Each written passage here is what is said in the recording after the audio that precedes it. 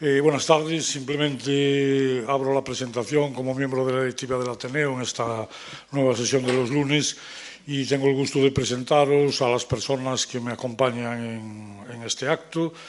El conferenciante, que es el profesor Rebolledo, catedrático de Derecho Civil de la Universidad de Santiago de Compostela, aquí en la Facultad de Derecho, y don Felipe Trillo, que también es profesor en la Facultad de Ciencias de la Educación. Felipe Trillo es el que va a realizar la presentación de nuestro conferenciante. Muchas gracias por asistir. Bienvenidos.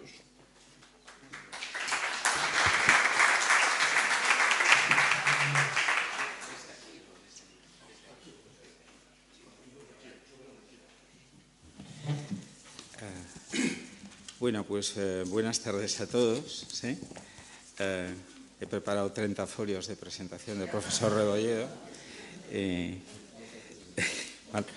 Malo será, ¿no? ¿Sí? A ver, lo primero de todo es comenzar disculpando a mi amigo el profesor Miguel Ángel Zabalza, porque estaba previsto que fuera él quien hiciese esta presentación, ¿no? Bueno, una dificultad sobrevenida se lo he impedido y yo le sustituyo. Puedo añadir que llevamos así él y yo como unos 30 años y, en fin, no nos ha ido mal. Sobra decir que lo hago encantado porque el profesor Ángel Rebolledo, el tema de su conferencia, el Ateneo, por supuesto, lo merecen. Otra cosa es que yo lo merezca, ¿no? Pero esto tampoco es muy importante. A ver, Ángel y Miguel son amigos. Miguel y yo somos amigos, así que por transitividad yo soy amigo de Ángel, los amigos de mis amigos son, y esta sería la principal razón. También es cierto que yo soy un reputado y reconocido especialista en materia de sucesiones, ¿no? Suponiendo que sirva de algo el hecho de que uno de mis bisabuelos fuera notario en Corcubión y en el Ferrol, ¿no? No sé si vale. Pero bueno, bromas aparte, lo cierto es que yo soy un profesor de didáctica. Nosotros nos ocupamos de promover el aprendizaje, no un aprendizaje cualquiera, ¿no? Sino un aprendizaje de alto nivel, ¿no? Un aprendizaje significativo, le llamamos nosotros, que es el que se produce cuando una nueva información, la de la conferencia, se relaciona con el conocimiento y con la experiencia previa que tienen los destinatarios de la misma, de forma que nosotros podemos atribuirle sentido, ¿no? Y yo creo que esto es exactamente lo que nos va a pasar hoy aquí con el profesor, de la mano del profesor Rebolledo. Al fin, salvando que en la sala pueda haber algún jurista que dispone, por supuesto, de un conocimiento especializado, no es improbable que los demás tuviéramos alguna relación con el tema que nos ocupa, ¿no? O sea, quien más, quien menos, no hay que declararlo, ¿eh? Ha heredado algo alguna vez y sobre todo es probable que nos preocupe saber legar, saber hacerlo bien, ¿no? Basta decir que mi hijo menor ahora al salir de casa me dijo, toma apuntes. Bueno, pues por si acaso, ¿no? Bueno, por otra parte, habiéndome criado, como lo hice, en un ambiente en el que se respiraba el derecho, sé bien, pero creo que lo sabemos todos, que hablar de sucesiones es hablar a menudo de pleitos, ¿no? Y aquello de que un pleito de herencias, los que salen ganando, con perdón, son los abogados y los peritos, o que entre primos no hay quien divida, pues es cultura propia de cualquier abogado de Silveira, que es lo máximo que puedo aspirar, ¿no? Por eso creo que es muy interesante la conferencia que hoy nos convoca, porque seguro que nos va a ayudar a superar el conocimiento vulgar, pleno de prejuicios, del que probablemente partimos. También es posible que nos ayude a responder algunas de esas preguntas que nos acechan, esto es que me lo he estado estudiando ahora, pues sobre la legítima, la mejora, el usufruto, en régimen de gananciales o de separación de bienes, que no es lo mismo, el testamento vitalicio, el mancomunado, con raíces en nuestro derecho foral, o incluso el de a favor de los pobres, indefinidos, que eso sí es una bonita rareza, eso es para leerlo, de verdad, menudo lío. En fin, yo no sé de esto, es obvio, ya ha quedado demostrado, ¿no? Lo que sí sé es que el invitado de hoy es la persona idónea para explicarnos lo más relevante al respecto, mucho más allá de estas anécdotas que he sugerido, ¿no? Ángel Rebolledo Varela es, como se ha dicho, catedrático de Derecho Civil de la Universidad de Santiago de Compostela desde 1994, 30 años de magisterio. Tiene más, los que anduvo a gatas, tiene una larga trayectoria docente, investigadora, jalonada por liderar numerosos proyectos competitivos, dirigir tesis doctorales y, lo que es más importante, formar discípulos.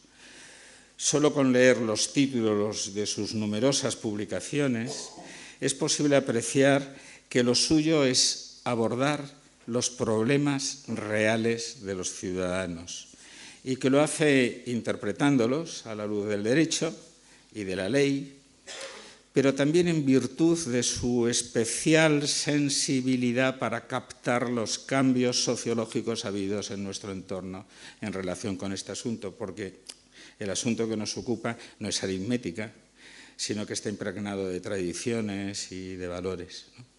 Por eso, sin duda es por eso, los profesionales del derecho, he podido comprobarlo, que están en primera línea, jueces, abogados, procuradores, notarios, cuentan asiduamente con él para su formación permanente. Sabía que lo estaba haciendo bien, pero no tanto, porque, en fin, la suya, en suma, no es una cultura de biblioteca y para el aula solamente, ¿no? Ya termino destacando que en el plano personal le adorna además al profesor Ángel Rebolledo una característica cada vez más excepcional en nuestros días. Me refiero a la discreción, que en él es además un signo de distinción y añadiría que de elegancia. Así que, sin más, le doy la palabra al profesor Ángel Rebolledo.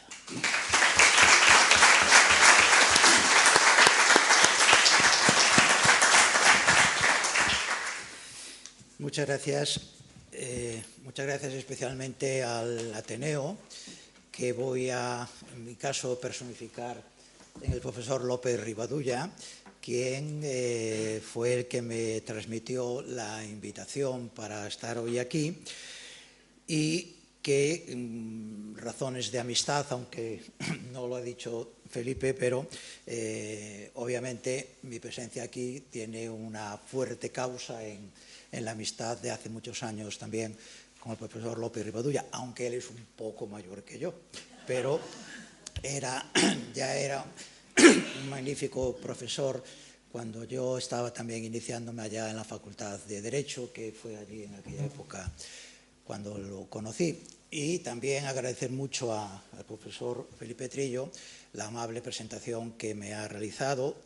Él sí lo ha explicitado de una manera, razones de amistad, evidentemente, es lo que hace que las palabras que haya dicho pues hayan sido amables.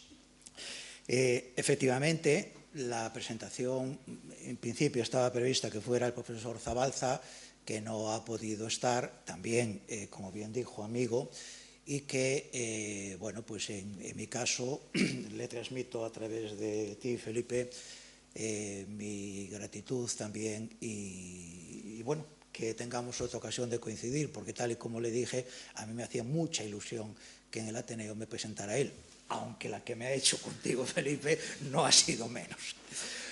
Bueno, en el tiempo aproximado de 40 a 45 minutos, que es lo razonable para una conferencia, y sin perjuicio de que al final de la intervención inicial pues, se puedan plantear algunas dudas, cuestiones sobre temas que no haya comentado y que puedan ser de interés, y afirmando que muchísimas gracias a todos por vuestra presencia y especialmente a los juristas, que los hay, que están aquí y que efectivamente son compañeros y amigos de todo orden además, y que bueno, pues pueden estar un poquito más al tanto de las cuestiones que voy a hablar. Mi intervención va a estar orientada hacia personas no juristas, pero que, bueno, pues sí pueden perfectamente comprender, a pesar de que dicen que el derecho, los abogados somos muy liados y tal, pero que pueden comprender las cosas cuando se le explican. Intentaré explicarlo claramente, pero como digo, que pueden comprender aquellas cuestiones que le pueden interesar y que a veces no son tan complicadas como pudiéramos pensar. Yo creo que todos tenemos una experiencia muchas veces positiva, una vez lamentando el fallecimiento del causante, de la persona que nos ha designado herederos o legatarios, tenemos una visión positiva porque hemos sabido enfrentarnos a un fenómeno sucesorio como herederos, con nuestros hermanos o con nuestros sobrinos, etcétera, sin complejidad o sin pleito, sin conflicto. Es decir, que a pesar de que todo el mundo asocia herencias a, uy, va a haber pleito, no siempre, bien, porque el carácter de las personas que van a suceder no es un carácter conflictivo, no se pelean, y que a veces las cosas no son como ellos hubieran esperado, hubieran querido, pero no hacen cuestión de ese tema, y esas herencias de verdad que existen. Pero también sabemos que hay otro tipo de herencias en las que asociamos que toda la familia se llevaba muy bien hasta que llegó el momento de la herencia en el que ya se ha discutido y controvertido. Bien, aunque yo creo que no es, o sea que hay un número importante de esos supuestos, pero no es lo que define el fenómeno sucesorio, sobre todo el fenómeno sucesorio familiar de la relación padres-hijos, lo que sí es cierto es que la existencia de ese problema creo que nos puede hacer reflexionar a nosotros, los que estamos aquí hoy, que ya probablemente no vamos a heredar, sino que, bueno, a los jóvenes sí, que hay jóvenes también, muy jóvenes, sino más bien desde la perspectiva de que nos van a heredar. Y quizá el interés que podamos tener en estar aquí, quizás sea, bueno, que por si acaso, mis herederos, mi familia, etcétera, no fuera precisamente de los que el profesor Rebolledo decía que no van a pelearse ni discutir, aunque solo sea por no justificar el tópico, pero por si acaso, bueno, pues a mí me gustaría, dentro de lo posible, evitar conflictos y también algo. A mí me gustaría hacer lo que yo creo que debo hacer en relación con mis bienes, en relación con mi patrimonio, para el día que yo no esté. Y me gustaría hacerlo, y desde luego que si puedo hacerlo, yo lo haría. En este sentido, yo puedo no tener ningún tipo de preocupación, ningún tipo de inquietud y, por lo tanto, no otorgo ningún tipo de disposición testamentaria o disposición de última voluntad y dejo que sea la ley la que organice la sucesión, que va a llamar a una serie de personas y va a ser la ley que lo haga. Pero si podemos, y tenemos una reflexión de lo que queremos hacer y cómo lo queremos hacer, quizá es mejor una cierta, que yo he dominado como título de la conferencia, una cierta planificación. La planificación significa pensar un poco cómo nos gustaría que sucediera después de que nosotros no estemos aquí, de que nos hayamos convertido en eso que los de derecho decimos el causante o la causante. Cómo nos gustaría que fuera y cómo nos gustaría que nuestros hijos o nuestros descendientes o aquellas personas a las que vamos a nombrar nuestros herederos, nos gustaría que respetaran esa voluntad y que no surgiera mayor conflicto. Eso obviamente lo tenemos que hacer mientras estamos vivos, evidentemente. Y por lo tanto tenemos que pensar y planificar qué es lo que vamos a hacer. Las circunstancias personales y familiares pueden ser muy variadas. Yo puedo estar casado en únicas nupcias con mi cónyuge, con quien llevo toda la vida, y tengo mis hijos matrimoniales que han nacido dentro de mi matrimonio, y bueno, pues a la vista de eso, pues voy a ver qué me gustaría hacer. Yo no tengo empresas, soy funcionario. La pensión de viudedad pero no se transmite ya a mis hijas la de orfandad, de manera que casi diría, sin perjuicio de lo que comento a continuación, casi diría que mi testamento es sencillo, o mis disposiciones son sencillas. Pero claro, yo también puedo estar en un segundo matrimonio, es decir, puedo estar en una familia reconstituida con otra persona que no tenía hijos, era soltera, o una persona que también estaba, en su caso, divorciada o viuda y aporta a la unión, a nuestra unión, unas veces matrimonial, pero otras una unión que no llega a alcanzar el grado de matrimonial, pero sí pareja de hecho que nos inscribimos en un registro oficial. Claro, la existencia de hijos de una anterior relación con los hijos de la nueva relación que tengo puede complicar un poquito la cosa, y mucho cuando no están bien las relaciones. La cosa se puede complicar más si yo soy un empresario que tengo una empresa y alguno de los hijos o de las hijas está siguiendo el trabajo en la empresa, es la que trabaja, mientras otros hijos o hijas tienen otro tipo de profesiones, y yo creo que quien debe continuar en la empresa es el hijo o la hija que está o que va a estar. Y bueno, pues ¿cómo hago? ¿Qué dejo de hacer? También puedo no tener a nadie que tenga un vínculo especial, familiar, sobrinos, etc., y le quiera dejar, o por lo menos, si no todos los bienes, algo para obras sociales a través de una institución como Cáritas o una ONG. O sea, puedo tener muchas y variadas circunstancias. La cuestión es que a la vista de mis circunstancias,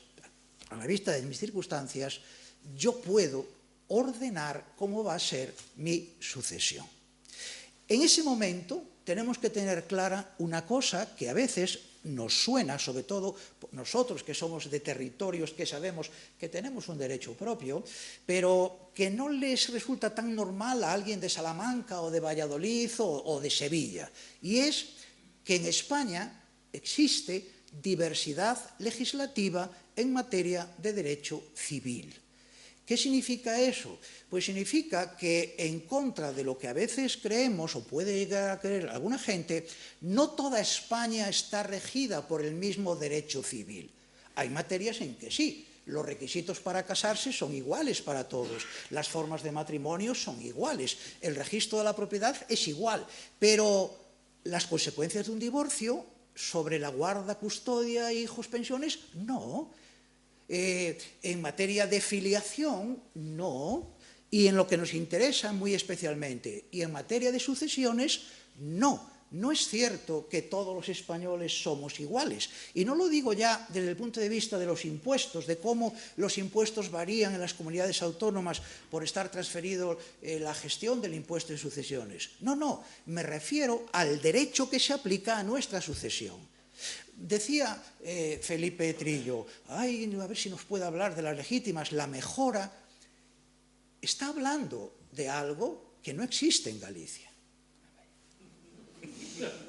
Cuidado, por supuesto he sido totalmente exagerado. Hay muchos matices. Pero la idea es, claramente tiene una formación de derecho común. Tiene una formación de lo que le suena, que es lo tradicional, la legítima, 2 tercios, la legítima estricta, el tercio de mejora. No, no, no. Eso es una parte del derecho español de sucesiones que se aplica a una parte de los ciudadanos españoles. ¿Por qué? Pues porque nosotros tenemos, Galicia tiene una norma, entre otras cosas, la ley del año 2006, que regula, además de otras materias, regula aspectos del derecho sucesorio de una manera diferente a cómo lo regula el Código Civil. Y, por supuesto, de una manera diferente a cómo lo regula el Código Civil de Cataluña, o cómo lo regula el Código de Derecho Foral de Aragón, o la Ley de Derecho Civil del País Vasco, o el Fuero Nuevo de Navarra, o la compilación balear. Acabo de citar los 6 territorios históricos que en España tienen derecho civil propio más o menos amplio. Pero en materia sucesoria, digámoslo así, hay 7 ordenamientos jurídicos. Hay el derecho común, Y hay el derecho gallego, el derecho balear, el derecho navarro, el derecho vasco, el derecho aragonés y el derecho catalán. Claro, ¿regulan la sucesión de la misma manera todos? Bajo ningún concepto. ¿Qué va? ¿Qué va? Y probablemente a las personas y gente, digo yo así un poco de broma, de Madrid, les cuesta entender que el derecho sucesorio español no es solo el Código Civil, sino que también es el resto de los derechos civiles que tradicionalmente, antiguamente, se llamaban forales, los fueros, pero que hoy decimos derechos civiles autonómicos, derechos civiles de una comunidad autónoma, derecho civil especial de una comunidad autónoma, pero tan derecho civil es como el Código Civil. Y ahora, una cuestión importante. Mucha gente puede pensar que, vale, de acuerdo, pero si yo no vivo en Cataluña, ¿a mí qué me interesa el derecho catalán? Y si yo estoy viviendo en Galicia, a mí me interesa mucho, y por eso he venido, con un acento extremeño tremendo, pero aquí estoy, porque yo como vivo en Galicia me interesa mucho. Claro, no pensemos que los derechos autonómicos se aplican solo o siempre en el territorio de la comunidad autónoma. No, por ejemplo, y esto es muy importante, las normas de derecho sucesorio, no hablemos de derecho civil en Galicia, hablamos del derecho civil de Galicia. ¿Esto qué significa cuando hablamos de sucesiones? Que el derecho sucesorio gallego no se aplica solo en Galicia, se aplica perfectamente en Almería. Y no pensemos que todos los que vivimos en Galicia estamos regidos por el derecho gallego. No, podemos vivir en Galicia y estar regulada nuestra herencia por el Código Civil. ¿Por qué? Porque el sometimiento a una legislación autonómica o a la legislación del Estado concreta no va a depender de dónde vivimos, no va a depender de dónde estamos empadronados, no va a depender de dónde votamos, va a depender de un concepto jurídico que se llama vecindad civil. ¿Qué es la vecindad civil? Es un término de derecho civil. La vecindad civil, muy brevemente y muy rápidamente, es yo que he nacido de un padre o de una madre gallego o gallega, aunque nazca en Valencia, yo soy gallego por filiación. Lo mismo que soy español si mi padre o mi madre es español. ¿Y puedo cambiar de vecindad civil? Puedo cambiar. La forma más habitual, o una forma muy habitual de cambiar de vecindad civil, que a veces la gente no se da cuenta, es si yo vivo 10 años continuadamente en otro territorio y no manifiesto ante el encargado del registro civil, no manifiesto que quiero conservar mi vecindad. Las declaraciones de conservarlas son escasísimas, entre otras cosas, porque si no lo conoces, es que nada. Yo cuando me jubile a Alicante, que hace muy buen tiempo, un muy buen clima, y me voy a Alicante. O me voy a vivir a Madrid con mi hijo, porque ya tiene un apartamento al lado de su piso, con su familia, y voy a estar atendido y voy a estar cuidado. Si yo, que tengo vecindad civil gallega, me voy a vivir a ese piso y pasan 10 años, habré perdido la vecindad civil gallega y tendré vecindad civil común. ¿Cuál es la vecindad civil que yo tengo cuando fallezco? En regla general y sin entrar en muchos problemas, eso es la que va a regir nuestra herencia. ¿Puede alguien estar aquí y no tener vecindad civil gallega? Perfectamente. Pero es que yo estoy empadronado en Santiago, yo es que llevo 8 años en Santiago, sí, pues aunque tengas un acento por ahí de Monforte, pues se te va a aplicar la legislación común o la legislación navarra.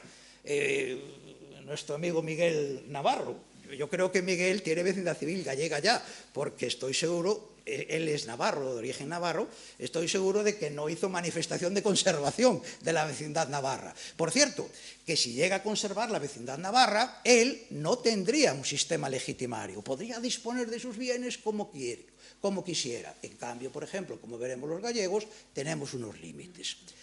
Bien, tenemos entonces claro que lo primero que debemos saber es si tenemos la vecindad civil gallega, que probablemente la tenemos por filiación, la tenemos por lugar de residencia, etc. Pero, por ejemplo, en hipótesis, hay gente que es gallega, pero que ha vivido mucho tiempo, vivido en otra comunidad autónoma. Sigue conservando sus raíces, bueno, el acento, el idioma, la casa y todo. E incluso en los últimos años de su vida se nos muere enchantada. Pero cuidado, ¿dónde vivió los 10 últimos años? Porque a lo mejor, profesor de universidad, que nos hemos ido a la Universidad Complutense, hemos quedado allí y a nuestra jubilación nos hemos vuelto. Ha vuelto un madrileño, no ha vuelto un gallego, a los efectos que estamos viendo. Bien, somos todos de vecindad civil gallega, ¿de acuerdo? Pues entonces sabemos que nuestra sucesión va a estar regida por el derecho civil de Galicia. ¿Qué es lo relevante? Lo relevante es las posibilidades que nuestro derecho propio, el que se nos va a aplicar a nuestra sucesión, las posibilidades que nos da, si en realidad nos da realmente unas posibilidades que el derecho común o otro derecho autonómico, pero voy a referirme al derecho común, no nos da. ¿Es mejor o peor el Código Civil regulando la herencia de una persona o es mejor el derecho gallego? Dejo, como decía, otros derechos autonómicos. No es cuestión de cuál es mejor y cuál es peor, es simplemente cuál es uno, cuál es otro, qué consecuencias tiene, qué podemos hacer. El derecho común es un derecho que podríamos decir con unas características muy importantes. El derecho común, la herencia, por supuesto, no de una manera tan radical, pero para entendernos un poco el mensaje, la herencia en el derecho común piensa en los hijos. En los hijos, los nietos, los descendientes. ¿Cómo configura el Código Civil la herencia? Las legítimas. 2/3 del caudal hereditario va para los hijos. O hijos o nietos, la mejora. Pero los hijos, aunque no es así, en el Código Civil, y la gente entiende que son herederos forzosos. No, mis hijos van a heredar, porque son herederos forzosos, o cuando fallece el progenitor, yo soy heredero, yo soy el hijo, hombre, que sí soy heredero. Y tiene una parte muy importante de razón, porque la regla general es que la legítima, que son 2/3 en el Código Civil, con carácter general, la tienen que recibir en bienes de la herencia. Eso quiere decir que si yo tengo un hijo, salvo que me maltrate, me pegue, me injurie, pero a un hijo al que hace 30 años que no le veo, porque desde que me divorcié de su madre no nos hemos vuelto a hablar nunca. El día que yo me muera, ese hijo vendrá y dirá 2/3 de la herencia para mí. Y yo sé que eso me va a suceder. Además, no puedo privarle de su condición de legitimario y de que reciba los bienes, no puedo privarle si no hay una causa de desheredación. Y yo me digo,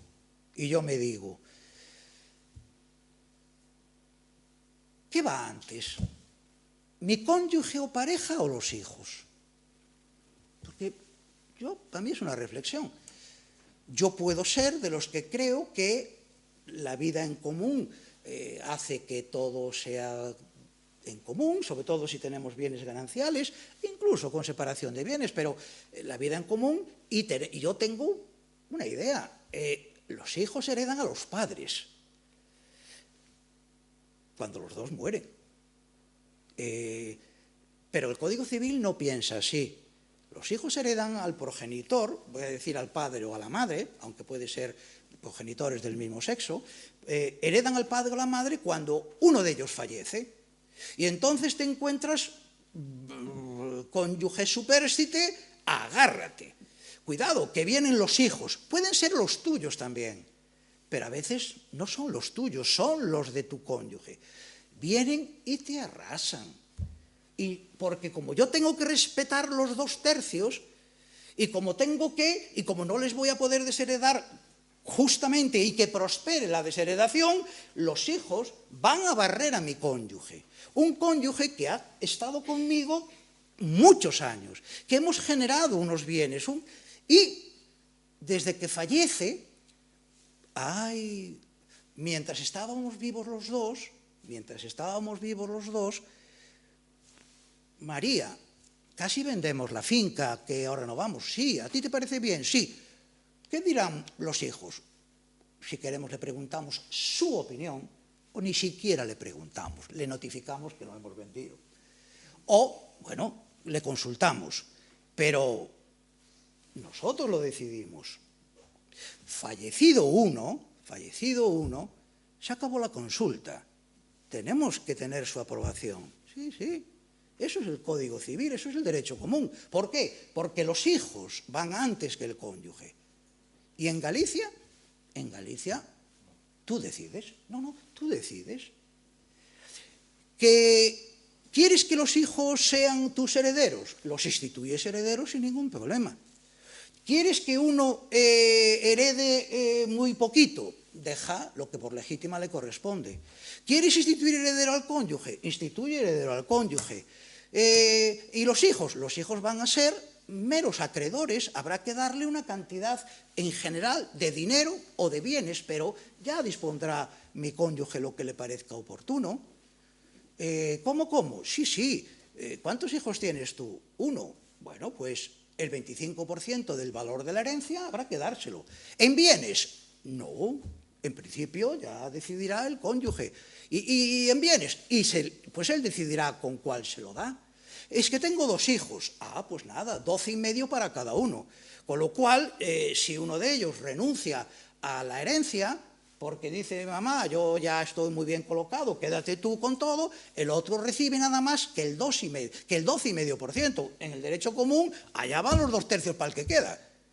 Y dices tú, Dios, pues sí, pues en Galicia queremos ordenar la sucesión sobre el cónyuge. Perfecto. En el Código Civil, hasta el usufructo universal es ilegal.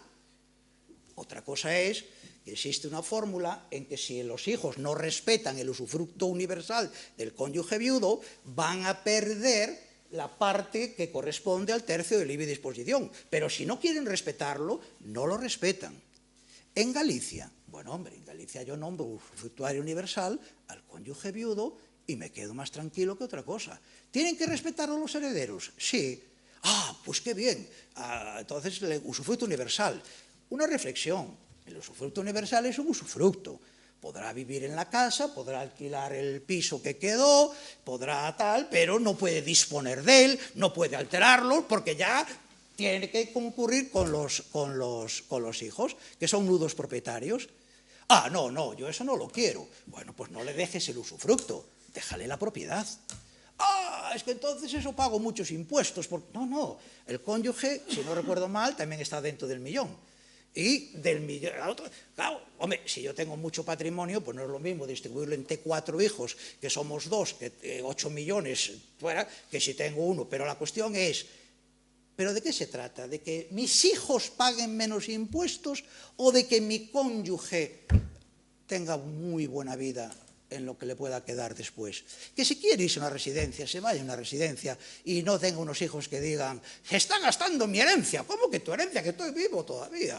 Bueno, ya, pero es que mi padre ya murió, por lo tanto, perdona.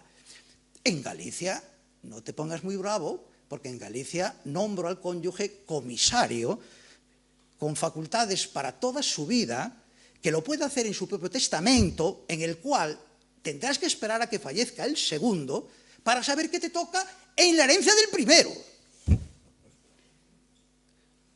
Le hago la ola al otro progenitor. Cuidado, porque también tiene sus contras. También tiene sus contras. Y la contra es que a medida que nos vamos haciendo mayores, nos vamos haciendo más sensibles. Y si algún hijo o hija nos hace así, o algún nieto nos hace así, vaya sorpresa cuando fallezca el segundo y ejercite las facultades como comisario y los hijos vean, bueno, hay causas de nulidad del testamento, captaciones de voluntad, etcétera, pero tiene su riesgo, tiene su riesgo. Pero la cuestión es que nosotros podemos hacer eso, hay una figura semejante en el Código Civil, pero con otros matices. Nosotros podemos coger y decir, ¿quién va a mandar aquí? El cónyuge viudo. Perfecto, pues al cónyuge viudo le nombramos, imaginaros, contador partidor. Y dices tú, ¿cómo contador partidor? Pero él tiene... No, yo le dejo el usufructo universal y contador partidor y lo va a ser durante toda su vida. ¿Cómo? Entonces los legitimarios... No, durante toda su vida. Y dice, pero entonces va a quedar la indivisión. Sí, va a quedar la indivisión. ¿Y eso en el Código Civil? No, por Dios. En el Código Civil o renuncia al usufructo o no puede ser contador partidor. Ah, pues qué gracia. Le nombro comisario, le nombro contador partidor también, o solo contador partidor, con lo cual, como él puede partir, no se va a mover nadie. Cuidado, hay una diferencia. Si le nombro contador partidor, tiene que partir en las cuotas que yo establecí. Si le nombro comisario, él establece las cuotas. Yo, sinceramente, me gustaría que si soy el viudo o mi propio cónyuge, me gustaría que siguiera teniendo el mando. El mando. Cuidado, yo puedo, lo comento ahora, yo puedo ya transmitirle bienes a los hijos. Es decir, yo puedo legarle a los hijos, yo puedo hacer pactos sucesores con los hijos. Con esto no quiero decir que los hijos no vayan a heredar. No. Lo que quiero decir es que los hijos van a heredar cuando, como yo quiera. Y si mi opción es el cónyuge, la opción es el cónyuge. Más allá del mero usufructo. Hay gente que dice, yo a mi marido no le dejo yo con... Vale, perfecto.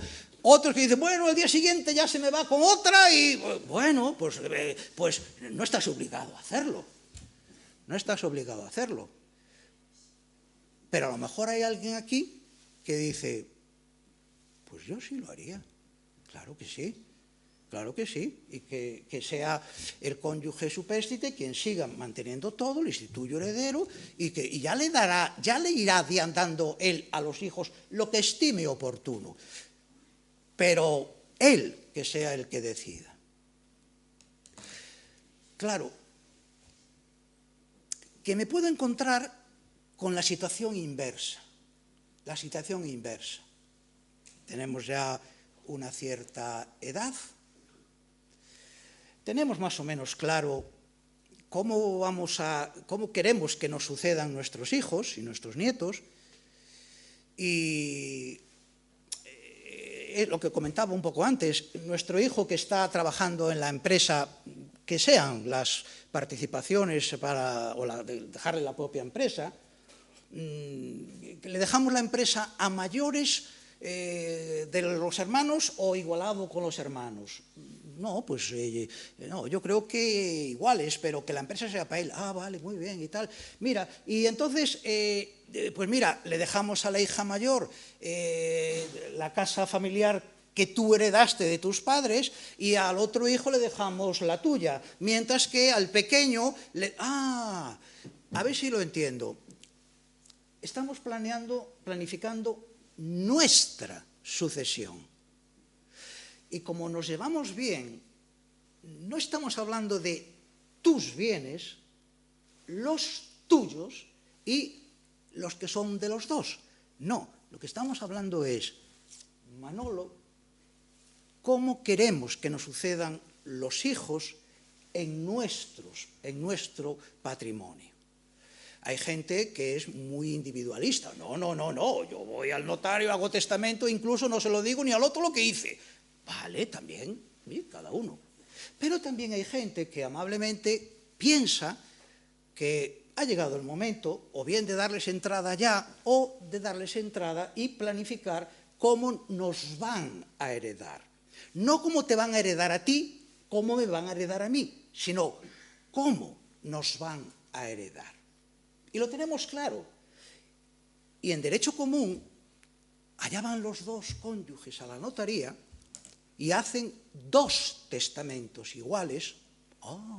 Porque claro, en derecho común el testamento es unipersonal, pero si queremos hacer lo mismo, ya, tú haces el tuyo y tú haces el tuyo. Pero dicen lo mismo, bueno, sí, pero cada uno el suyo. ¿Y qué ocurre? Que fallecido el primero, su sucesión se abre el testamento y allí aparecen toda una serie de disposiciones que, cuando fallece el segundo, se abre su testamento, conectado con el anterior, que fue lo que pactaron y lo que hicieron, y todo paz y tranquilidad. La realidad demuestra que el segundo, en un porcentaje elevado de casos, cambió su testamento. ¿Por qué? Porque en el Código Civil tú puedes cambiar el testamento siempre que quieras y tengas capacidad para otorgarlo. Entonces, ahora nos hemos sentado y decimos, mira, esto para esto, y dices, sí, totalmente de acuerdo, van los dos testamentos iguales. Pero pasa un tiempo, y por las razones que sean, generalmente, porque, fíjate, se enfadó conmigo porque entiende que yo le hice un feo y en cambio mi hermano, que siempre le cuida, pues ha hecho testamento a favor de mi hermano y ha desequilibrado. Pero si las empresas, no, le ha dejado la parte de ella a la empresa, pero la empresa no era toda para mí, esa mitad, porque otra va... Claro, si yo llego a saber que tú lo vas a cambiar, yo ya a lo mejor no lo hago así. La cuestión es que, pero entonces... Voy a hacer una pregunta. ¿Qué voy a heredar? En derecho común, hasta que fallezca el último y abra su testamento, no lo vas a saber. Bueno, pero ¿no puede quedar un poco atado las cosas? ¿Y qué quieres decir con que quede un poco atado? Lo que quiero decir es que si por la edad que tenemos, 75, 80 años, ya la empresa les hemos pasado al hijo, lo tenemos más o menos claro, lo que no tiene sentido es que yo haga una cosa y que tú después la cambies. No, tienes toda la razón. Bueno, pues nosotros, los gallegos y otras comunidades autónomas también, pero podemos hacer algo que no pueden hacer, lo mencionaba Felipe, que no pueden hacer en el Código Civil. Podemos hacer un testamento mancomunado y lo que se llama con cláusulas correspectivas.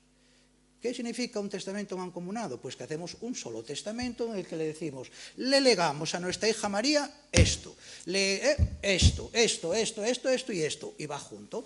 Y la correspectividad significa algo que tiene varios efectos, pero hay uno que es muy importante.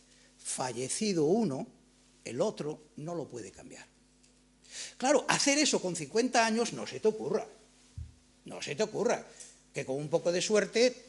Si uno fallece, el otro aún le queda mucha vida por delante y mucha vida que vivir. Pero cuando tienes 75, 80 años o 65, y lo tienes claro, porque no hay que hacer todas correspectivas. Tú puedes hacer un testamento y poner solo una cláusula correspectiva. Nos ponemos de acuerdo. La empresa, ¿a quién se la dejamos? A nuestro hijo mayor, que es el que se la ha currado, sí. Pues testamento mancomunado, dejándose a la hija mayor, cláusula correspectiva, y el resto lo podemos cambiar cuando queramos. Y así no va a haber ese tipo de sorpresas finales. Pero eso tiene un inconveniente. ¿Cuál? Que si yo quiero cambiar de opinión, y dice, ya te estoy diciendo que no lo vas a poder hacer. Pues entonces yo no hago un mancomunado con cláusulas respectivas. Nadie te obliga. Pero es que si estás en el derecho común, no es que nadie te obliga, es que lo siento, pero no lo puedes hacer. No me digas. Pues claro. En el mundo empresarial, y cuando estás pensando en transmitir, eso de que, bueno, decide el último y hasta el último momento, un poco lo que decía antes, ¿no? Con 80, 85 años, a veces somos vulnerables. Tenemos capacidad total para otorgar testamento y sabemos lo que hacemos. Lo que pasa es que somos vulnerables a un familiar que nos trate especialmente bien, a un amigo o una amiga que nos trate especialmente bien, y el notario o notaria podrá tener muchas dudas, pero yo sé exactamente lo que estoy haciendo. Claro, descuadras toda la sucesión que antes teníais claro o teníamos claro cómo queríamos que fuera. Por eso utilizaríamos un testamento mancomunado con cláusulas correspectivas o no. Lo de las legítimas que decíamos antes es algo muy importante, Nosotros en Galicia, nosotros los gallegos, que tenemos vecindad civil gallega, podemos coger y decidir quién queremos que reciba nuestros bienes. ¿Y podemos disponer de nuestros bienes todos como nos parezca oportuno? Sí. Pero ¿no hay una legítima? Sí, la legítima la hay, pero recuerda que en el derecho de Galicia la legítima es un valor, es, como regla general, dinerito. Calculado, es un poquito más complejo, pero calculado al valor de los bienes al fallecimiento y si hubo donaciones o pactos sucesorios a lo que valía cuando se hizo. Ya, pero entonces le tengo que instituir heredero. No, tampoco en el Código Civil, pero nosotros, no. Ya, pero entonces, a ver si me aclaro. ¿Puedo instituir heredero universal a uno de mis hijos? Sí. ¿Puedo instituir heredero universal a un otro familiar? Sí. ¿A un amigo? Sí. Sobre todo, a mi cónyuge o pareja. Es decir, dice, sí, sin ningún problema. ¿Y qué derecho tienen mis hijos? Bueno, no te olvides de mencionarlos en el testamento, para que evitar, es una figura que llamamos preterición, pero si tienes un hijo, el valor del 25% que lo recibirá, incluso vete tú a saber cuándo. ¿Cómo cuándo? Claro, porque si hacemos una partición conjunta de todos los bienes, hasta que se ejecute la partición, no puede reclamar nada. ¡Jope! O sea, que los puedo tener así a orden, claro. Tú lo haces o no lo haces, pero yo quiero mi parte, no te preocupes, ya la recibirás, pero cuando toque, cuando toque. No es lo mismo un valor que un bien. Un valor es una deuda y además calculado de una manera que en el derecho gallego no favorece mucho a los legitimarios a los que tú le dejas solo tu legítima. No hay mejora. Si yo quiero que un hijo reciba mucho más, le instituyo heredero a él, no al otro, le lego cosas, hago lo que quiero. En lenguaje coloquial diríamos, hay un hijo mejorado. ¿Por qué? Porque recibió mucho más que el otro. Y nosotros diríamos, sí, pero no digas mejorado, hombre. Tú di que recibió mucho más que otro, porque nosotros no es la mejora, no tenemos que dejársela, a los hijos. Bien, simplemente, y para terminar, dejando otras cuestiones que podríamos tratar si salieran en el coloquio. Yo veo con cierta frecuencia en los medios de comunicación eso de herencia en vida. Herencia en vida. Herencia en vida, está todo tan de moda, herencia en vida. En realidad, ¿qué hay detrás de esa palabra? Detrás de esa palabra hay lo siguiente. En el derecho común, nosotros no podemos acordar con nuestros hijos lo que le vamos a dejar a cada uno. Y aunque tengamos, y eso lo hacemos en muchas familias, los padres nos podemos reunir con los hijos mayores y lo tenemos todo claro. Esto va a ser para ti, esto para ti, esto para ti, este terreno para ti, que ya construiste la casa, este terreno, el piso donde tú vives, que es de nosotros, pero este ya te lo dejamos a ti. Y bueno, pues ya no, a mí me hace gracia cuando amigos con padres vivos me dicen, nosotros ya tenemos dividido, ¿eh? Y dices tú, joder. Y dices, pero ya murió tu padre. No, pero ya todos hemos firmado. Y dices tú, pero mira, que en el derecho común no se admiten pactos sobre la herencia futura. ¿Y qué es eso? Hombre, si el causante todavía no es causante. Es decir, tú tienes padre, no padre causante. Pero lo hemos firmado todos. Es nulo, no sirve para nada. Pero después de la muerte, yo saco y digo, esto era... no sirve para nada. Jolín, o sea, que a mí por mucho que me prometa mi padre que yo le cuide o le voy a cuidar y me dice, no te preocupes, tú vas a estar mejorado. Y dices, hombre, por eso, y además con la obligación de cuidarme, con la obligación de cuidarte. Y ahí tienes al hijo o la hija, el hijo, la hija, cuidando a su padre, tal, la esperanza, tal, claro, va a estar mejorado, todos lo sabemos. Después sabes el testamento, puñetero, está mejorado otro. Claro, pudo cambiar siempre. Pero yo no puedo pactar entonces. Nosotros sí. ¿Qué quiere decir que nosotros sí? Pues perfectamente, mira, ahora se lleva menos porque se ha cambiado la concepción, yo no creo que social, pero sí fiscal. La apartación. ¿Recordáis que tenemos los hijos legitimarios? Pues podemos sacar de encima, entre comillas, dándole una cantidad que no tenga nada que ver con su 25% y queda definitivamente, o cantidad o un bien, y pierde la condición de legitimario y ala, tú ya te estás liquidado. Pero también podemos hacer, y ahora me vas a perdonar, Felipe, que a pesar de que no tenemos la institución de la mejora, tenemos un pacto sucesorio que se llama pacto de mejora. ¡Ay, Dios! Pero no nos acabas de decir que no tenemos mejora. No, ¿y entonces por qué le llaman mejora? Yo qué sé. Lo han dejado con ese nombre, pero no te confundas. Claro, viene uno de Madrid y tú le dices, yo voy a hacer un pacto de mejora. ¡Hombre! Vas a ser mejorado. Bueno, eso no sé cómo explicártelo. No tiene nada que ver con tu concepto de mejora, pero tenemos la palabra mejora. Bueno, ¿en qué consiste el pacto de mejora? Pues igual que la apartación, pero sin perder la condición de legitimario para entendernos. Yo voy al notario, tiene que ser siempre en escritura pública, y ahora te transmito. Puedo hacerlo de dos maneras. Lo que está haciendo mayoritariamente la gente es, te transmito ahora de presente estos bienes. Bueno, y eso es una donación, ¿no? Y ya, una donación. Eso es lo que quería Hacienda, y quería la Xunta, que fuera una donación, para tributar por el impuesto de sucesiones. Pero los asesores fiscales descubrieron que la transmisión es mortis causa. ¿Cómo que mortis causa si está vivo? Es complicado de entender para los de fuera. Para nosotros que creemos en la Santa Compañía, no. Vamos a ver, está vivo, pero yo he recibido ese bien por sucesión mortis causa. Bueno, y, cuidado, pago por el impuesto de sucesiones. Y al pagar por el impuesto de sucesiones, no voy a pagar nada porque está no sujeto o exento 1.000.000 de euros. ¡Ah! ¡Genial! No, y además tampoco voy a pagar plusvalía en la renta. ¿Por qué?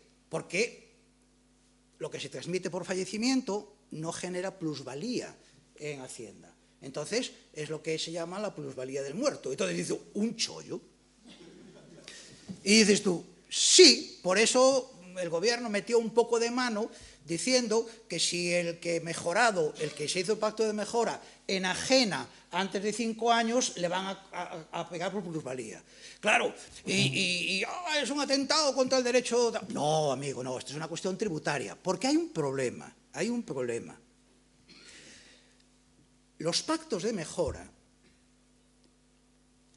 es un contrato sucesorio, es un pacto sucesorio, en el que yo tomo la decisión de que mis hijos no tienen que esperar a que yo fallezca para heredarme. Ya sé que le puedo hacer una donación en el Código Civil, ya, pero eso tributa, no. Y la cuestión es que no tienen que esperar a que yo muera para heredarme. Y yo le voy a transmitir ya unos bienes, un dinero. ¿Por qué? Pues que le viene muy bien para fundar su empresa, porque le viene muy bien para poner su negocio, para su actividad profesional, porque tiene unas deudas ahí importantes que no le salieron bien y tal. O sea, hay razones que me sugieren hacer un pacto sucesorio y transmitirle en vida ya esa cuestión. Puedo meterle muchos acuerdos y muchos pactos supletorios, pero aquí se están haciendo pactos sucesorios muy a pelo. Normalmente a veces la nuda propiedad, pero a pelo. El pacto sucesorio no lo puedes revocar. Hay causas de resolución, o más bien de ineficacia, pero si después ese hijo o hija al que tú le ayudaste porque después es un pájaro de cuidado, te lo tragas. Ya no tienes marcha atrás. Y ahí y con esto concluyo, reflexiona. ¿Por qué lo hiciste? ¿Qué diría la canción? Mucha gente lo hace simplemente por motivos fiscales. Temen que cambie la norma, que supriman la sujeción eso del millón y que haya que pagar. Entonces ya, por si acaso, se lo paso todos. Pero tú sabes a quién se lo estás pasando, tú sabes lo que está significando. No, es que si no pagan muchos impuestos. Pero mira, ¿tú quieres no pagar impuestos o quieres planificar y ordenar un poco tu sucesión? No, yo que no pague impuestos. Adelante, haz todo lo que quieras. Pero piensa que hay pactos de mejora en que vas a quedar muy, muy ligerito y pon una vela a San Antonio a que tus hijos realmente te vayan a cuidar y no que vayas a tener problemas. Por eso, a veces, no siempre, hay pactos de mejora que el notario o la notaria lo echa un poquito para atrás. ¿Por qué? Porque el ascendiente queda en una situación económica que puede ser muy conflictiva. Claro, si yo tengo una cierta edad y tú me dices no sé cuánto y tal, pues acabo haciéndolo. Pero a mí me gustaría que que se hicieran, no por motivos tributarios, sino por motivos de planificación de la herencia. Hay muchos otros temas, pero en su caso los dejo para un coloquio o simplemente queda así. Muchas gracias.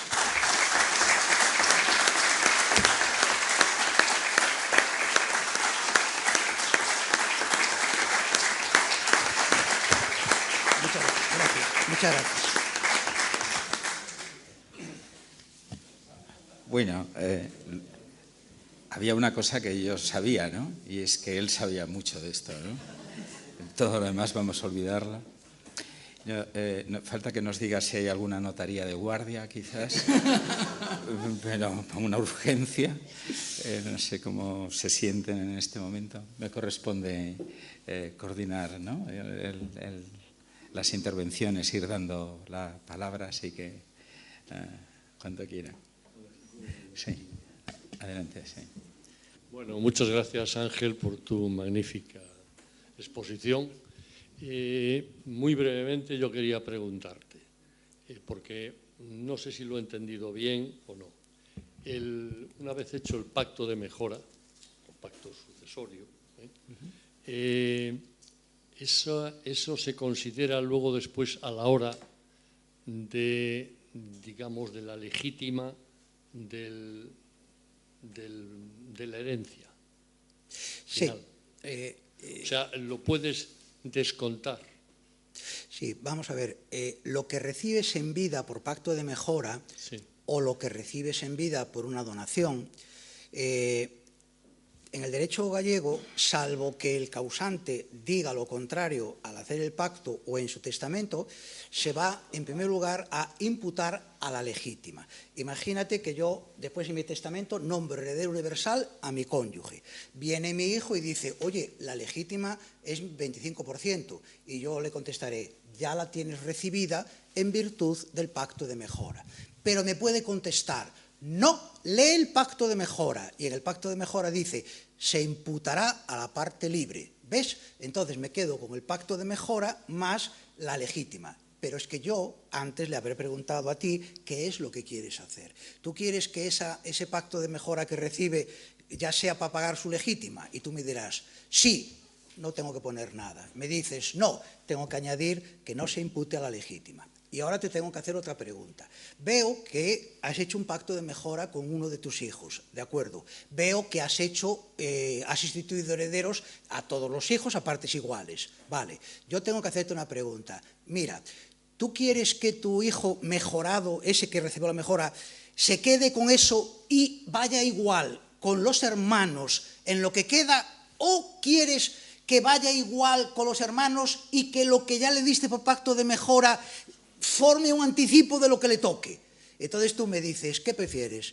y me dices, no, yo prefiero que ese pacto de mejora, lo que ha recibido, se cuente ya como anticipo de su parte, sin perjuicio de que yo soy más bien partidario de poner aclaraciones, pero te diría, no tengo nada que aclarar. La ley dice que si tú no dices nada, lo que le has anticipado es colacionable. Pero si tú lo que quieres es, no, yo lo que quiero es que este bien sea para él y no le cuente, y en el resto, a partes iguales. Entonces, amigo, cuando hagas el pacto de mejora, pon no colacionable o haz testamento y especifícalo, porque si no, te puedes encontrar con una situación que es, estamos a partes iguales, oye, perdona, que a ti te hicieron un pacto de mejora del negocio, ya, pero eso no tiene nada que ver, eso me lo hicieron a mí voluntariamente y, no, disculpa, eso es lo que ya tienes por recibido, hay que sumarle su valor, se divide y lo tienes por recibido. Bien, lo digo porque en muchos casos, cuando haces un pacto de mejora, en las notarías, por lo menos en algunas, no se explicita este hecho que tú nos estás explicando de una manera tan clara.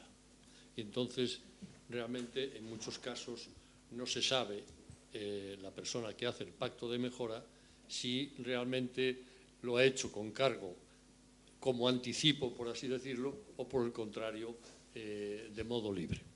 Muchas gracias. Hay muchas cuestiones que se pueden resolver sin más en una notaría y hay otras que a lo mejor requieren una conversación con calma y detenida para poder informar adecuadamente de cuál es la situación y cuáles son tus deseos. A veces llegas a la notaría, hablas con un oficial y el oficial te escucha y tal. Quizá a veces haya que pasar antes por un abogado o una abogada para que efectivamente te pueda preguntar ¿y usted qué quiere? Y entonces prepare una minuta más estudiada. Sencillamente, el abogado a lo mejor o abogada le ha dedicado 4 horas y el oficial pues ha tenido que, no se ha podido sentar contigo de ¿y usted tiene hijos de antes? ¿Usted hizo pacto? Sí, ¿hizo pacto sucesorio? Sí, vale, pues ya ha hecho pacto. Oiga, ¿y pacto? No te va a preguntar, ¿y pacto colacionable o no colacionable? Si te lo preguntan, estarás en una notaría absolutamente maravillosa. Pero por cuestión de trabajo, es decir, si a cada uno que va a la notaría a hacer testamento te paras con él 3 horas, eso no va a funcionar. Por eso muchas veces yo entiendo que es preferible un asesoramiento previo donde puedas explicar tu situación personal, tu situación patrimonial, cuáles son tus deseos, qué te gustaría, con una premisa, que muchas veces tú tampoco vas a saber de derecho, es el abogado o la abogada la que te preguntará determinadas cuestiones que tú ni se te habían ocurrido. Y sí, pues mira, por ejemplo, mira, es demencial, es demencial. ¿Hay que colacionar lo recibido por pacto de mejora? Sí, vale, perfecto. Entonces tú dices, vale, pues de la herencia, cuando se divida, ya se tiene por recibido eso. Perfecto. Y ahora yo tengo que hacerte una pregunta. Mira, si lo que recibió por pacto de mejora es más de lo que le correspondería en esas partes iguales, ¿tú qué quieres? ¿Que no devuelva nada o que tenga que darle a sus hermanos el exceso? Tengo que preguntártelo. ¿Por qué? Pues porque, de acuerdo con el Tribunal Supremo, si aceptas la herencia tienes que devolver el exceso. ¿Alguien te lo explicó? No. ¿Se te ocurrió decir eso? No. Es la labor del profesional el preguntarte, ¿esto puede pasar? ¿Tú qué querrías en este caso? Así se planifica bien la sucesión y así hay menos pleitos después. Si puede ampliar algo más del papel que juega el contador repartidor. Sí, vamos a ver, un contador partidor con carácter general es la persona, vamos a hablar de un contador partidor testamentario, tanto en el derecho común como en el derecho gallego, es una persona, o varias, pero voy a mencionar una, es una persona que tiene encomendada la realización de la partición de la herencia. Punto. Al lado del contador partidor hay otra figura diferente que es el albacea o testamentero. Es la persona a la que el testador le encomienda que las cosas de su entierro, el pago de sufragios, la entrega, incluso a veces una cierta administración, pero el albacea no divide la herencia entre los herederos. Lo que pasa es que normalmente puedes nombrar a la misma persona, albacea y contador partidor. ¿Qué hace el contador partidor? El contador partidor va a partir la herencia. Detalles a tener en cuenta. Si yo estoy casado, y estoy casado en sociedad de gananciales, hago testamento y designo un contador partidor, si yo fallezco, el contador partidor que está nombrado puede hacer la partición de la herencia. Pero antes tiene que liquidar la sociedad de gananciales con el cónyuge viudo. De manera que si el cónyuge viudo no está de acuerdo con lo que pretende el contador partidor, a la fue y todo. También puede ser que el cónyuge segundo haya muerto después, y entonces a veces muere intestado, y entonces tengo un problema. En mi herencia hay un contador partidor, pero en la de él no hay nadie. Entonces, ¿quién es? Los herederos.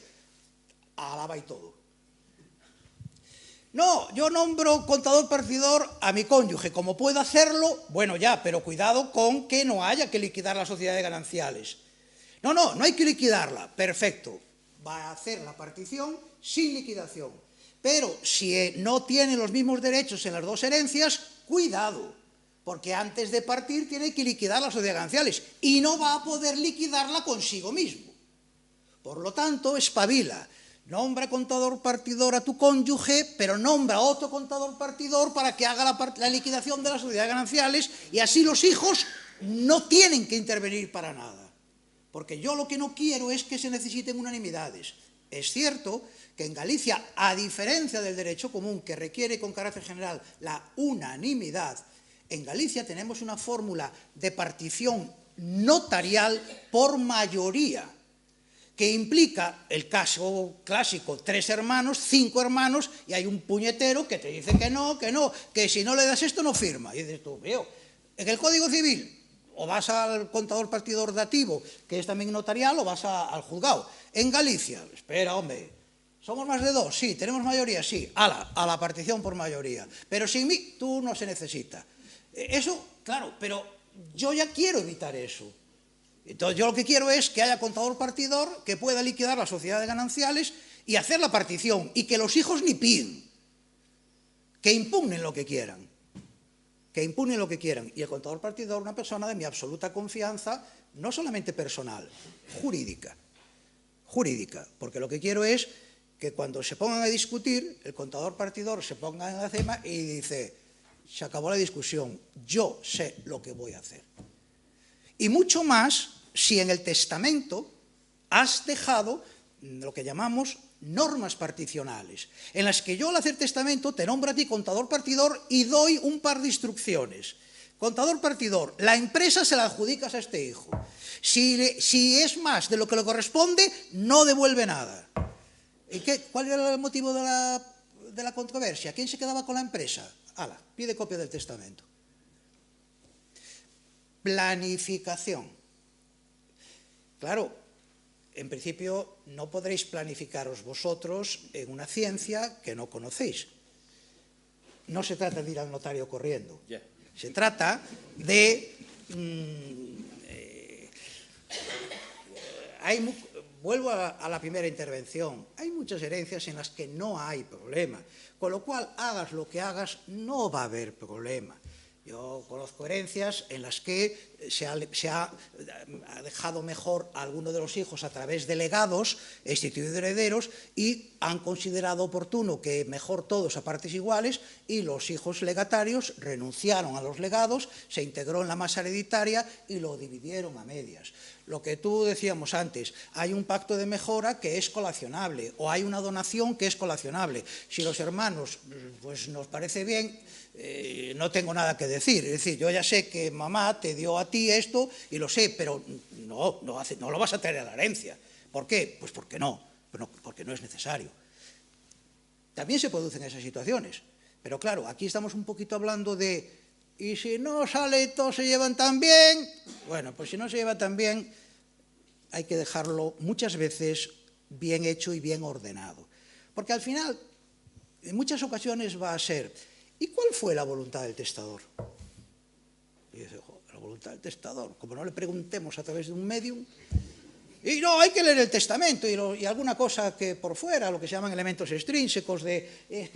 Yo ya, pero vamos a ver, ¿por qué no lo puso? Pues porque nadie se lo dijo. Porque nadie le preguntó, ¿y usted qué querría en este caso? ¿Y qué puedo hacer? Uy, muchas cosas. Claro que si eres de Ponferrada, yo te digo, pero eres de Ponferrada, Ponferrada, sí, no eres de la rúa o del barco que te has pasado a Ponferrada, no, soy de Ponferrada, de Galicia y Redenta. Bueno, pues nada. Yo quería hacer testamento mancomunado, no. Yo quería dejar la gira, no. Yo quería dividir todos los bienes comunes y privativos sin distinción, todo en una sola masa, no. Yo quería no y no.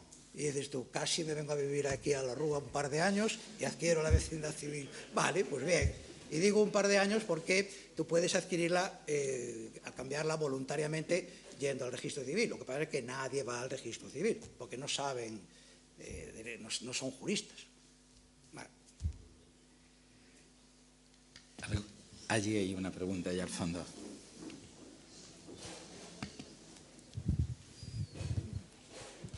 Hola. En Galicia, se non faz testamento, o a cónxuge como queda disfrutuaria ou... En Galicia, sí, en Galicia, se non faz testamento e non fixeches ningún tipo de doazón ou que sea, simplemente en Galicia, como me lo sé, lo voy a decir, en Galicia, no artigo 267 da Lei de Dereito Civil de Galicia, dice que a sucesión intestada ríxese polo materia de Código Civil de Dereito Común. A ventaxa que nos temos, a diferencia é que tamén se rexiría por las normas de Dereito Común a sucesión intestada en parellas de feito inscritas. Vale. Que é o que establece o Código Civil? O que establece o Código Civil é o seguinte: morto alguén sin testamento, hai que proceder ao chamamento dos seus herdeiros. A quen se chama primeiro? Os fillos e descendentes. Teño 3 fillos, chámanse os 3 fillos. Teño 2 fillos porque un deles morreu antes, chámanse os 2 fillos a un tercio, e os meus netos a un tercio, o que se chama por estirpes. Vale.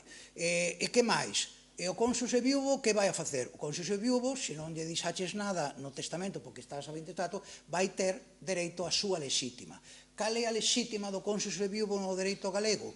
O usufruto dos bens que representen o 25% do valor da herdanza. Pero cuidado, a lexítima do cónxuxe viúvo non é un valor, a lexítima é darlle uns bens que valgan o 25% da herdanza e el vai a ser usufructuario. Que sucede? Que o dereito galego, al igual que o Código Civil, vai a permitir que os herdeiros podan conmutar o usufructo. Que quere decir conmutar o usufructo? Se teño que esperar a que morra a nova muller do meu pai, que ten 32 anos, casi prefiro conmutar o usufructo. Conmutar o usufructo significa designar uns bens concretos para que teña usufructo, ou darlle unha cantidade de diñeiro alzada, ou establecer unha pensión, unha renda, pero a decisión de conmutar o usufructo é exclusiva dos herdeiros. Pero como se computa e cal é a cuantía, hai que ter a conformidade do cónxuxe viúvo. Se o cónxuxe viúvo dice, a mí conmútame, pero así non, ten que decidir o xuiz. Como evitas a conmutación? Se é a intestato non podes, pero podes evitar a conmutación se no testamento dices que non.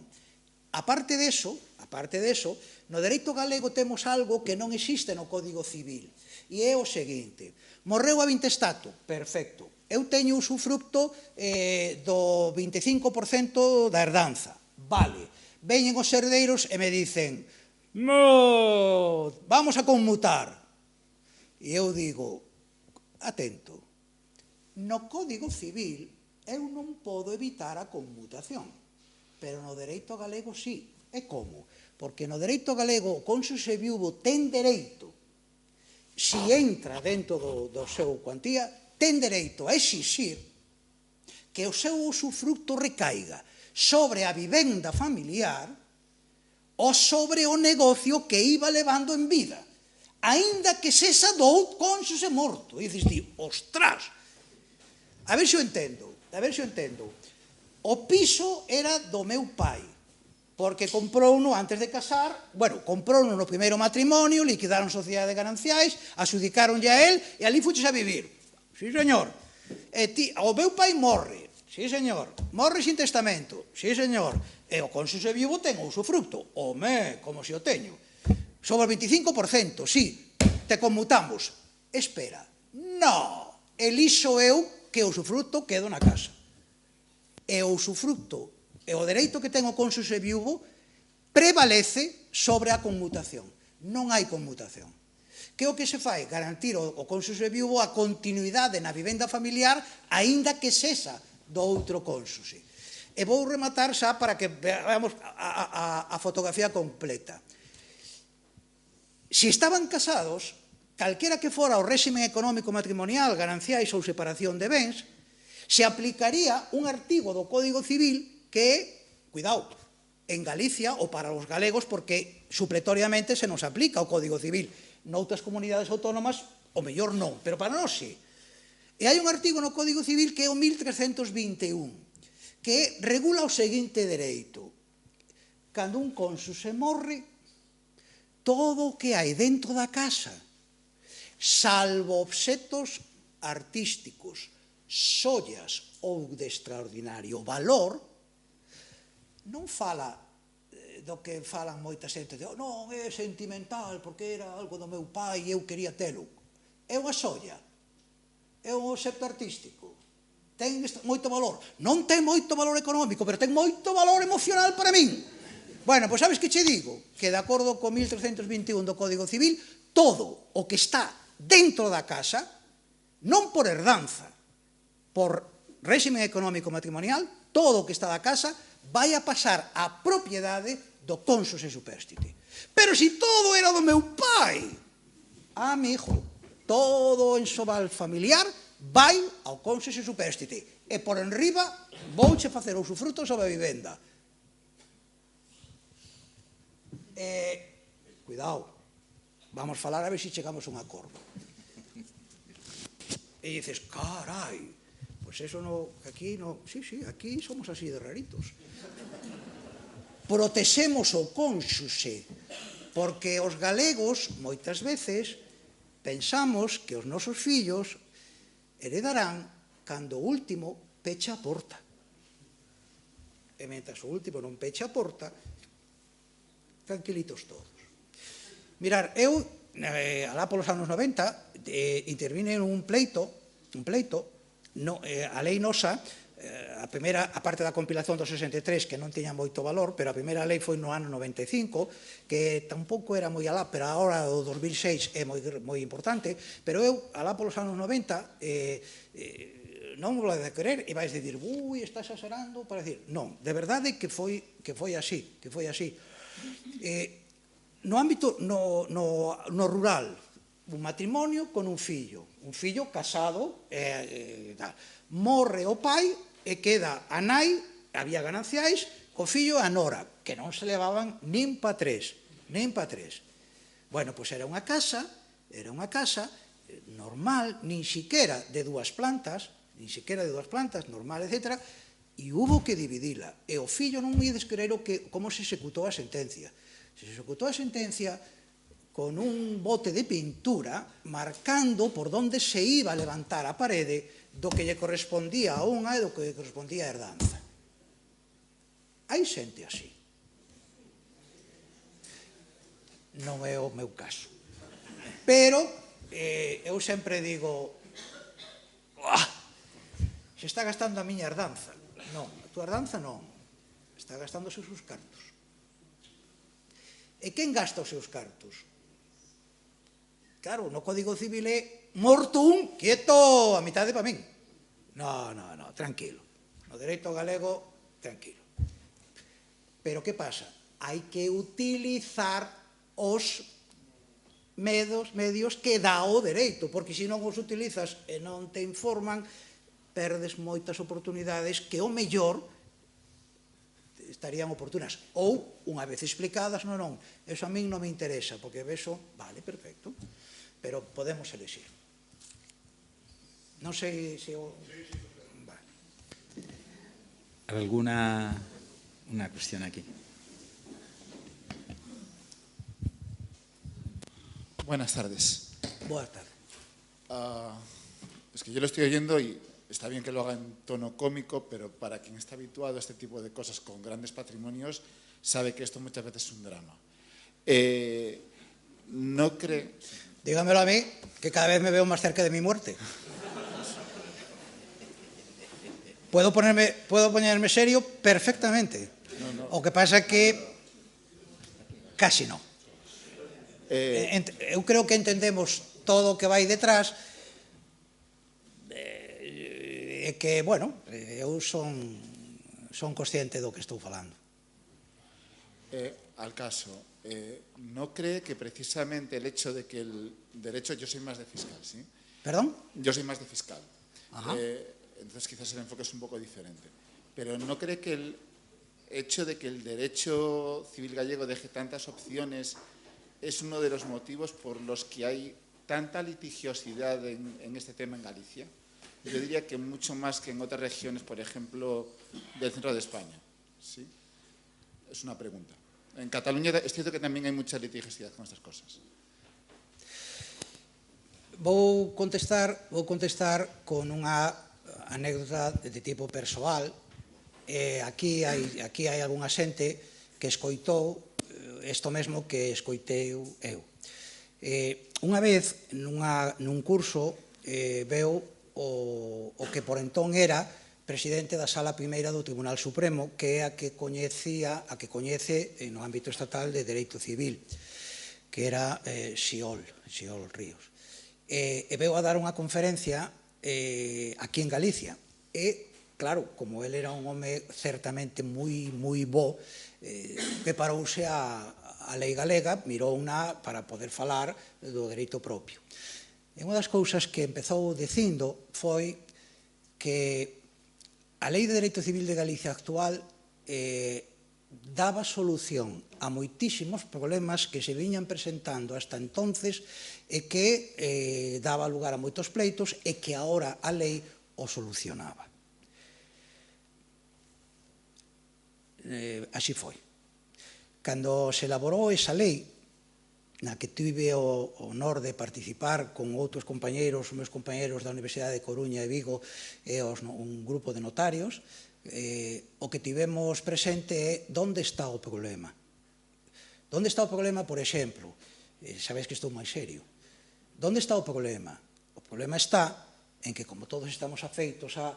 é que despois, cando se abre a danza, aí ven o problema. Vamos ver. O problema está... Os fillos dan moita lata? Sí, pois vamos a quitar os comerderos forzosos e vamos a cambiar a natureza da lexítima, van deixar de ser membros da comunidade hereditaria e ora non o son. E con eso que solucionamos? Solucionamos que eu podo nomear o herdeiro si quero, pero se non quero, voto fora. E por qué? Bueno, porque eu sei que dentro dos meus fillos hai un que vaya. Ou ao revés, non teño claro se xa deixalo fora ou non. Mellor deixo a facultade a miña muller para facelo. E dices ti, claro, pero eso xenera moitos problemas. Podoche poñer outro exemplo a título personal. Fai moi pouco tempo, eu tive a oportunidade de a unha persoa coa que tiña relación, facerlle o testamento, fixemos o testamento e tal.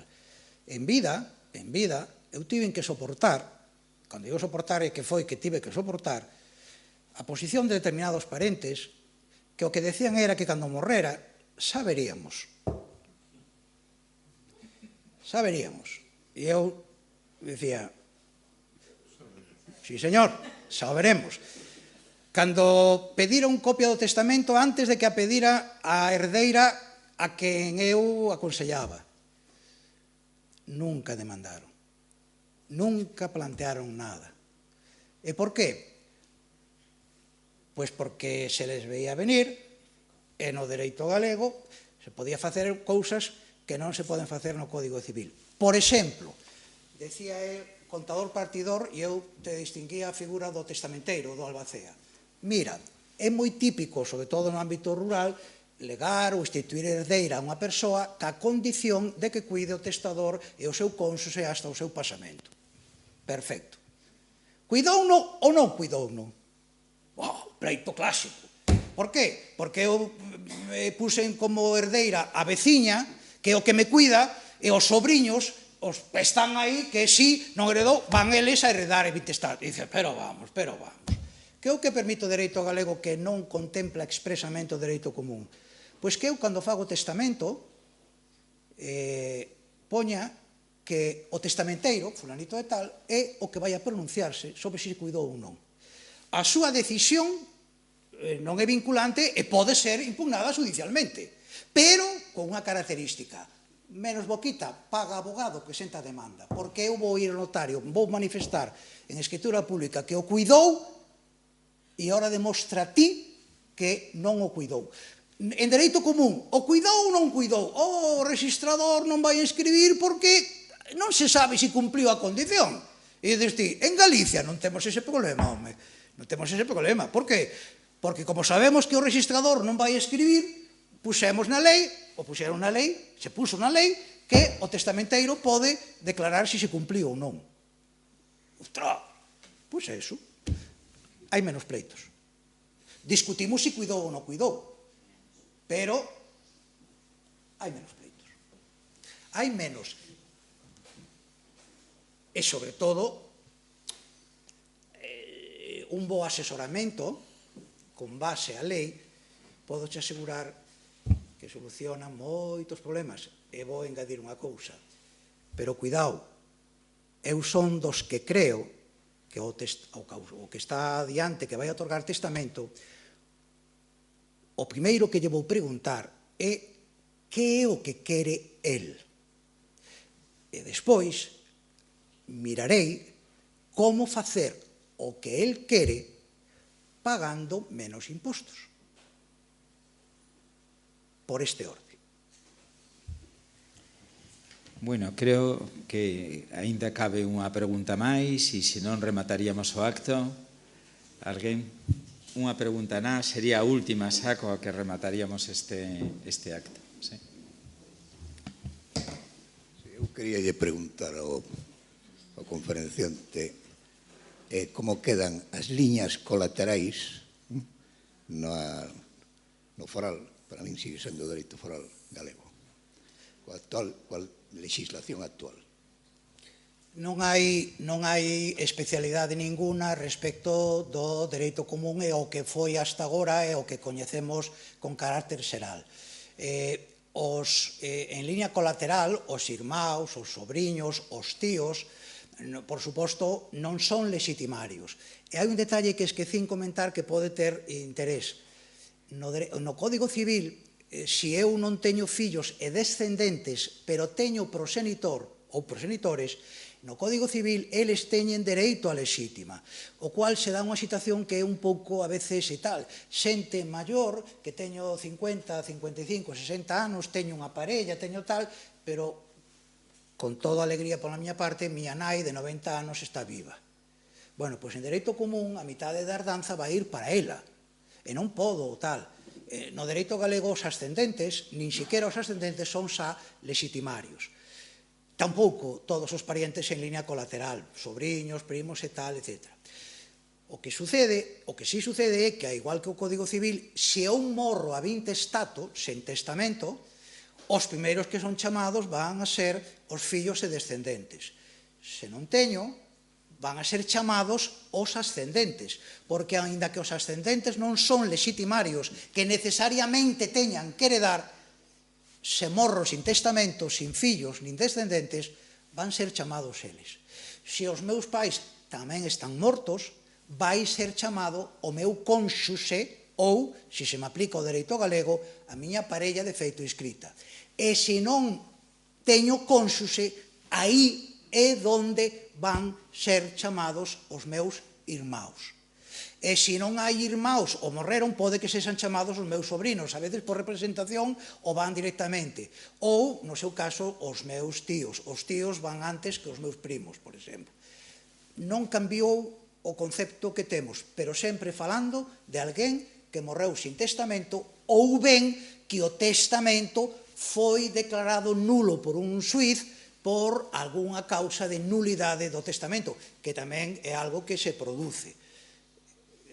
Eu impugno o testamento, no momento que o testamento é nulo, ábrese a intestada e chega a min, claro, cousa que non chegaba co herdeiro que constituíu o causante. Bueno, pois hasta aquí chegamos co recoñecemento do Ateneo. Moitísimas gracias.